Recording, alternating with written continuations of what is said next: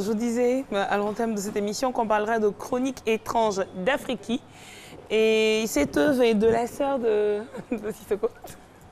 Elle va venir, l'auteur de cette très belle œuvre, Les Chroniques étranges d'Afrique. Elle va nous rejoindre sur ce plateau. On l'applaudit, s'il vous plaît. Mawa Bakayoko, auteur des Chroniques étranges d'Afrique. Caroline, lorsque vous la regardez, allez lui remettre le micro, le sage. Allez. Caroline, vous allez regarder les deux visages. Bien sûr, la ressemblance, elle est flagrante. Hein. Vous voulez l'apprécier? Voilà. N'est-ce pas? Madame Bakayoko, bienvenue sur le plateau de ce midi. Ils n'ont aucun lien de parenté. Ils n'ont aucun lien de parenté, mais bon, c'est sa sœur parce qu'ils se ressemblent comme deux gouttes d'eau. Et l'œuvre Les Chroniques étranges d'Afrique est un recueil de nouvelles de 25 nouvelles.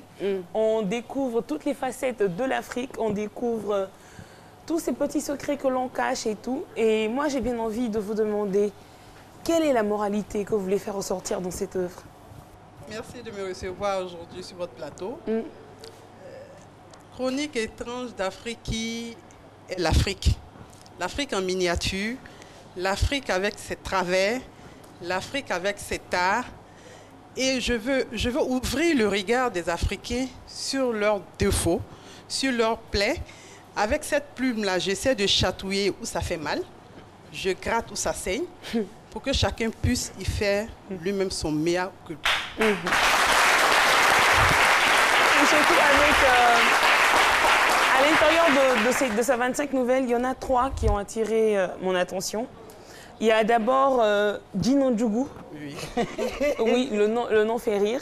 Il y a Djinon Djougou, il y a Jama 203 et il y a Ma Traoré. Matouré. Matouré. Oui, oui. Et dans ces 3 nouvelles, on ressort un trait de caractère propre à l'Africain. Le maraboutage.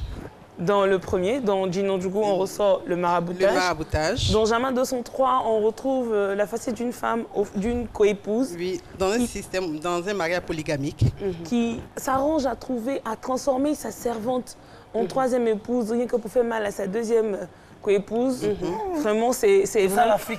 Est-ce que vous n'avez pas peur quand même, quand vous taxe, de dénigrer l'Afrique? Non. Je me dis, souvent, on a peur de se regarder en face. Je suis moi-même partie prenante dans le livre. Je suis africaine, je vis au quotidien. Et je dis, regardons ce que nous sommes.